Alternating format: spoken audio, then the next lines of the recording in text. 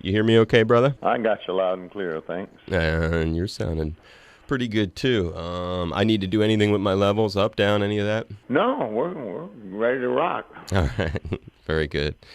It's member supported Hawaii Public Radio and All Things Considered. I'm Dave Lawrence, and thank you very much for joining us today. It's a lot of fun, especially if you like guitar rock. Maybe if you're a Southern rock fan, this is really going to be extraordinarily special. We've got Outlaws singer, songwriter, guitarist Henry Paul joining us. They have a new 2 CD set, Legacy Live, 20 songs.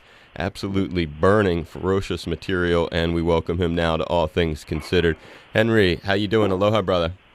Hey, Dave, man, I'm good. How are you? I'm very good. Thank you for asking, and really good to get to talk to you. Thanks for taking a couple minutes for us. Oh, man, my pleasure. We're just decorating our house for Christmas. It's an Outlaws Christmas. A hideaway over here in the hole in the wall gang. I like that.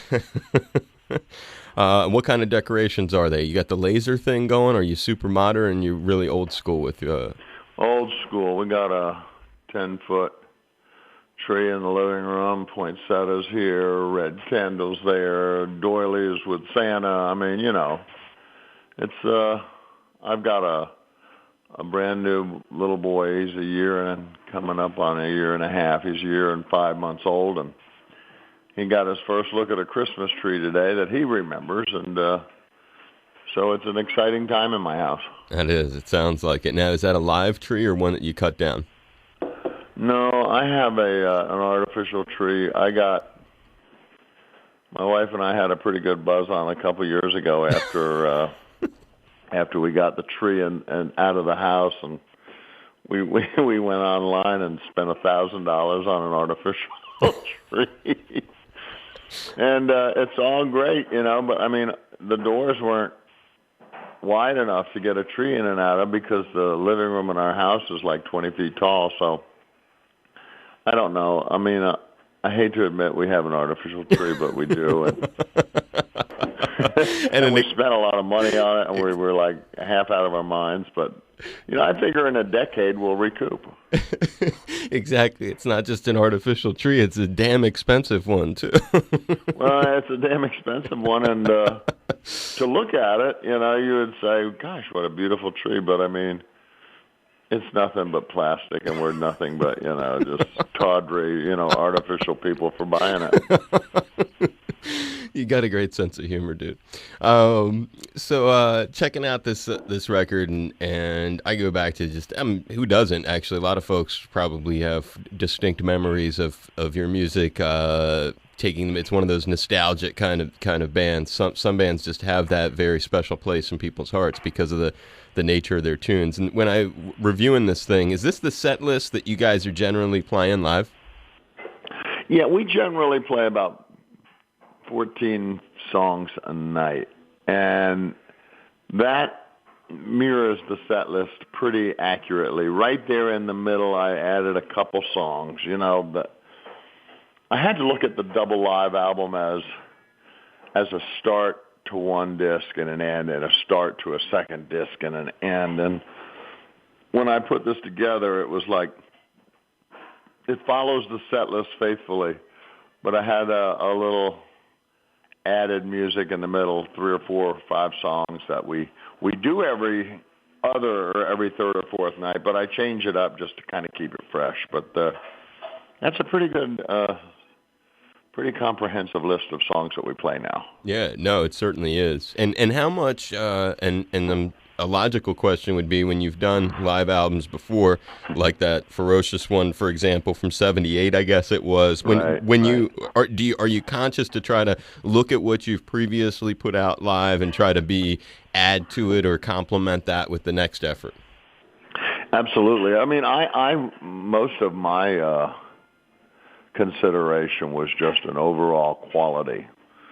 In other words, I went back and listened to Bring It Back Alive. I listened to One More from the Road by Leonard Skinner. I listened to the Eagles live record from '77, and so much has changed since then, technically. And I remember, you used to bring out a live recording truck with a multi-track machine in it, and an engineer in a truck and a couple on stage. It was just ridiculously clumsy and expensive. But this is the advent of technology. I mean, we have everything was a lot less expensive and a lot more simple. And so I just looked at it from the standpoint of quality.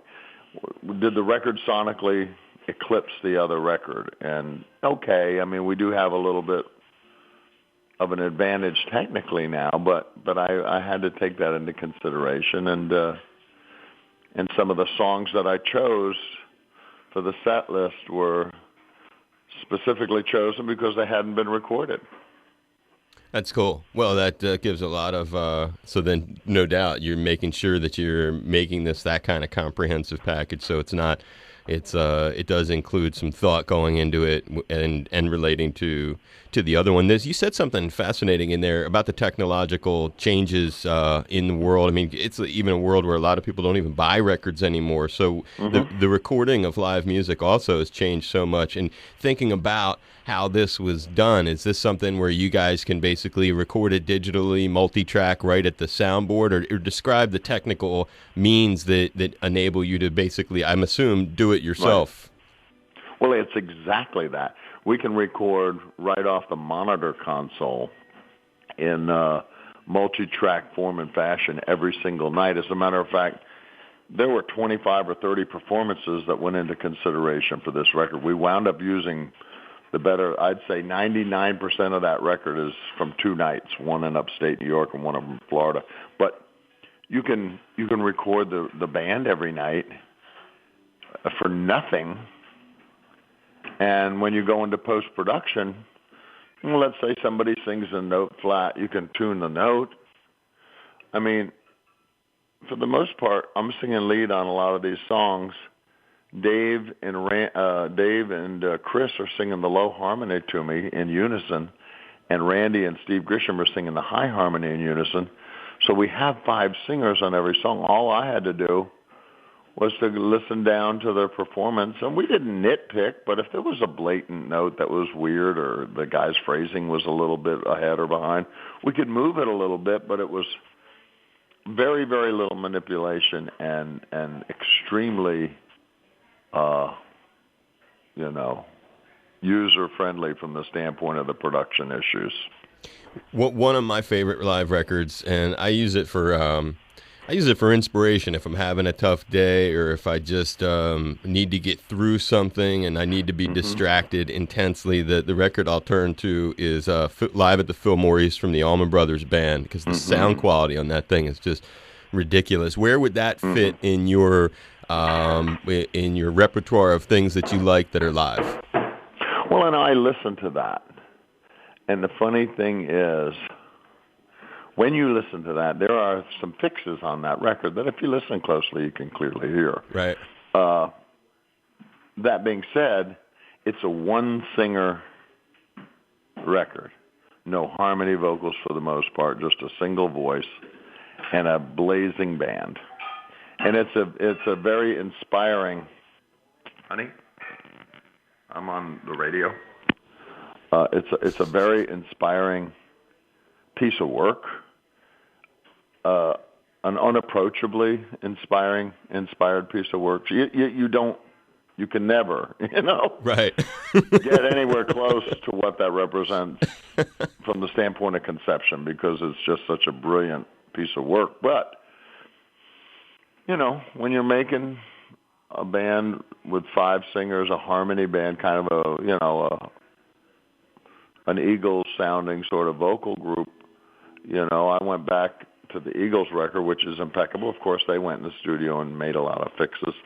But you just don't have to do that anymore, especially when you have 5 people singing. So I don't know. You know who I listened to who I was just knocked out by? I listened to Fleetwood Mac, but the Phil Collins record, the live album by Phil Collins, was like this god-awful work of art.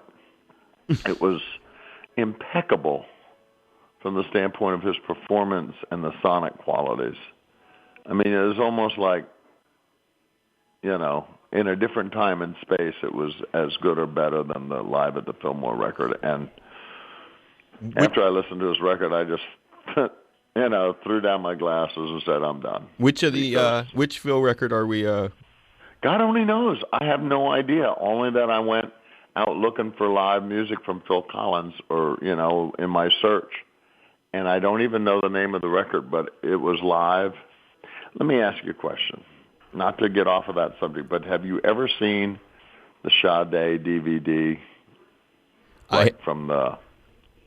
I have not, but I love her voice. Her voice is as nostalgic as green grass. There's a live DVD of Sade that is one of the most incredibly eclectic, perfect, musically gorgeous works of art I've ever seen and heard. She is just, unbelievable. But her band was unbelievable. It's just the Outlaws are kind of a raucous cowboy guitar rock band, and we don't have the sophisticated Phil Collins personality or the Sade personality. We do mirror the Eagles and the Allman Brothers to a degree from a musical personality. So when you use those as your guide, I just wanted to make sure that we were in the realm sonically of an improved version of either one of those records. And I really, once I finally, put it to rest and was completed with it, I was convinced that we had a very, very good document of where this band is today. Oh, it's scorching. It's a great way of putting it, too. And those are some, it shows you did a lot of work and you have some nice tastes, too, that help round out the sound of the band. And thinking about the musicality of the group and taking a step back to the beginning, because you pointed out some things that are certainly going to be interesting to listeners. We're thinking about the Outlaws. There was this first era of the group from before you had gotten involved. So you were doing Sienna with some cats who had been in the band, and before that they did this period of time from like 67 to 72. There were, first question is, were those albums that they did in the beginning that weren't released, did they ever release those later? No, that segment of the band was a teenage high school sort of garage band that played those people were like in high school at the time, and they played fraternity parties and dance clubs. They had some original songs, but they were never as a band on their way to a career. Okay. And when they finally broke up in the late 60s, early 70s, I mean, they were like 20 years old. 19 or 20 years old, and not until Sienna actually came into being, and the Outlaws were called Sienna as a four-piece group with Huey, myself, Amani Yoho, and Frank O'Keefe, and we played for almost a year as Sienna. We changed the name to the Outlaws because we thought we'd get more work with that name, and I loved the name and wound up with my then wife, designing a logo, this cow skull and the country rock kind of personality. That personality didn't appear until 1972 and my participation in the band. And at that point, we started down that road to becoming a popular local and a regional act, and then got the break that took us to the national level in 74. In those couple of years from 72 to 74, describe the original ideas of what kind of sound you would have, and if there was an intentional nod, if you will, to both Skynyrd, Allmans, those two, really. I think it was fair to say that the Allman Brothers were an enormous musical influence on the Outlaws. Leonard Skynyrd, not so much, because they were in their own orbit, doing their own thing. We weren't aware of them. The Eagles were having extreme success, and prior to that, Poco was an extremely influential band on Huey and myself and the other guys. So I would say that, the Buffalo Springfield Mm-hmm. and the early incarnation of the Allman Brothers, like through the Idlewild South time period, and then Eat a Peach was a big record for us. Brothers and Sisters was enormous. At that point, Dickie Betts had stepped forward as a lead singer and was writing these country rock sort of musical passages like Ramblin' Man, and it was like, wow.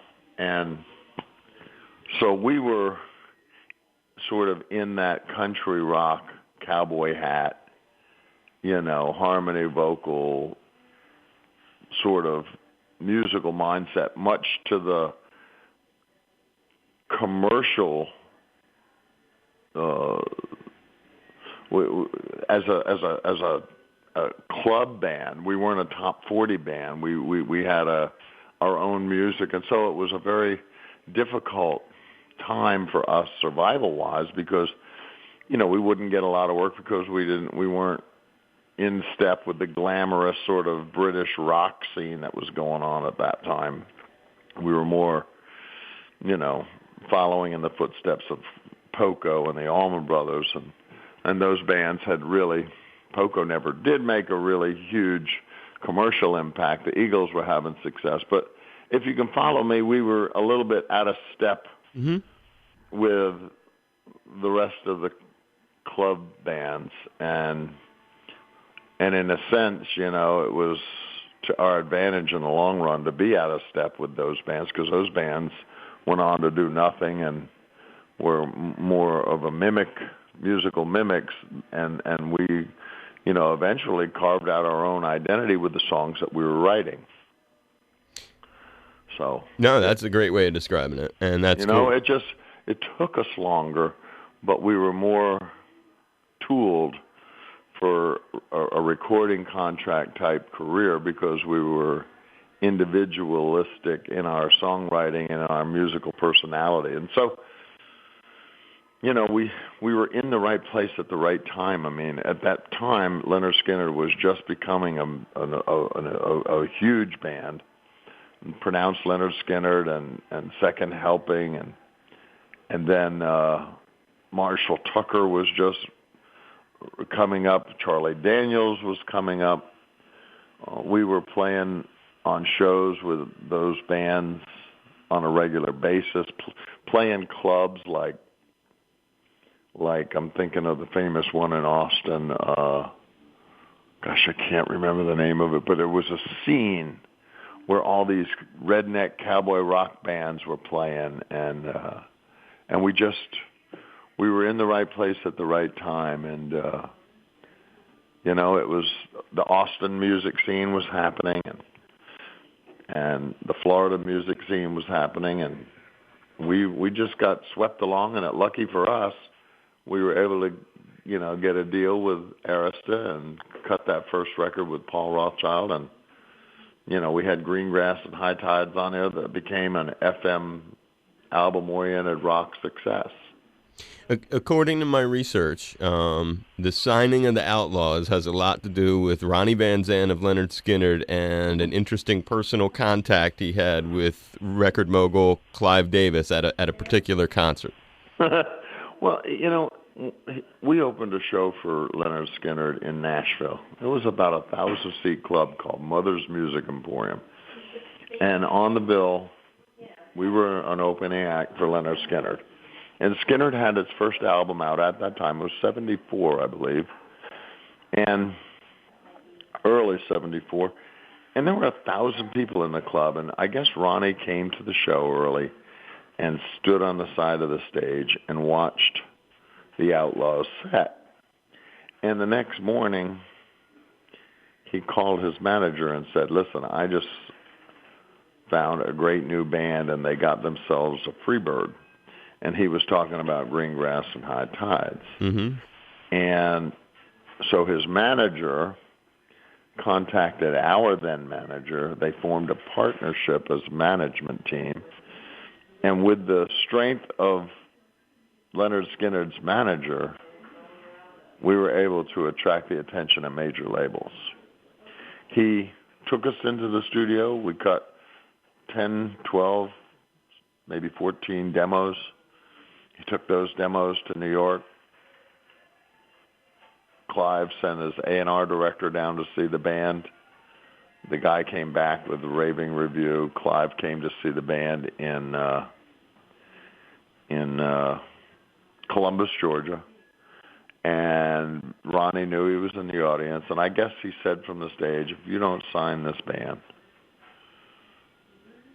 you're a dumbass. and so, that kind of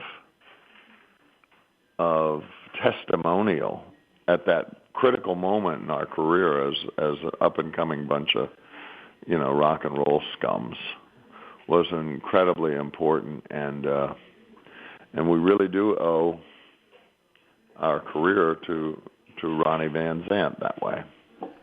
What a huge guy. What a huge story. What a tribute. I mean, the guy has so many other accolades and good things going for his legacy, and then there's this another chapter that you can add there. Any great Ronnie stories that just resonate to this day of getting to spend time with what became such a hallowed voice of rock and roll who did so much for you? Well, we used to spend a lot of time together on the road. We played hundreds of shows with Leonard Skinner. Wow. And every night it was the Outlaws and Leonard Skinner and come out, kick their ass, and play hard, and try and eclipse their performance from the standpoint of popularity and impact. And it was very competitive in a healthy way. But he was the front man for his band, and I was the front man for ours. And we had a very competitive relationship, sort of character to our relationship. But we also had an endearing one. And I remember one night he and I were in the front lounge of our bus. I don't know where everybody was. It was just he and I. It was after a show in Winston-Salem, North Carolina. And we were passing the bottle of Jack Daniels back and forth, and he was bragging that he was the Prince of Dixie. And that Duane Allman was the king and he was the prince. And I was, refuting his, his claim, and it got into a little bit of a shoving match, and it was all in fun, but it was very, belligerently intoxicated kind of. So the conversation moves from the front lounge of the bus into the hotel and onto the elevator. And at that time, he had a high school friend of his who was his quote-unquote security chief. And Gene Odom was with us, and Ronnie and I got into shoving one another around and wrestling around, and we knocked over an ashtray in front of the elevator, one of those big sand ashtrays, and white sand went flying everywhere, and we got in the elevator, and I got off at my floor, and he got off at his, and that was the last time I saw the guy live. Oh, wow. It wasn't that long after that. He was gone, and with him went a great deal of the Southern rock. An era what ended. Would you call it? Yeah, that whole. It was a phenomena, and with the death of that band, it sort of earmarked the death of the genre, and so. But that was the last time I saw the guy live. We had a number of great shows together and great times together, going out to eat with both bands, and most everything back then was very steeped in alcohol, and it was very, very, pretty loosey-goosey and a bit on the dark side, but fun, and the camaraderie and the respect and affection and admiration for one another's bands, not just Leonard Skinner, but the Charlie Daniels Band and Marshall Tucker. And, of course, the Allmans loomed somewhere way up above us all. So that was kind of the way that whole time period was. That's a great story, dude. That's a huge personal, and that's like a real story because it has like a lot of different flavors to it because it's there's a lot you can laugh at, and then it ends on a real powerful kind of makes your skin kind of crawl note. That's huge. What can I say? You're a good storyteller, and that's got to serve you well with promoting the band all these years later. So yeah, well, I mean, I have a great memory, and we have, there were moments that were profound, like I remember one night we did 2 nights in San Francisco at the Winterland Ballroom with Leonard Skinner, and we were on our way to Portland, and we were in the front lounge of our bus, and we're rolling along I-5. It must be 3 or 4 in the morning, and Huey and I are out in the front lounge. And he was very homesick. I remember him telling me, he goes, God, I just want to go home. And at one moment I looked at him, I said, well, Huey, we can't go home anymore. It was, one of those moments where the dream had overtaken the lives of those that dreamed it. And right. It was true. And he's no longer with us either. And, those kinds of losses are profound. And to this day, they're extremely charged emotionally. Oh, I have no doubt, brother. I lost my mom and my grandmom a couple months apart back in 2013, so I completely 100% know what you're talking about, the way things like that just reshape your whole life. It's tough, but we have great memories, and part of the purpose behind this record was to, document the Outlaws' musical legacy and go to the songwriters and Huey Thomason and Billy Jones and go to the contributors like Frank O'Keefe and to put music out there in a respectful form and fashion and make sure that they knew that we hadn't forgotten them and we weren't going to allow the fans, the opportunity to overlook what they did. And that was really the motivation behind the live album.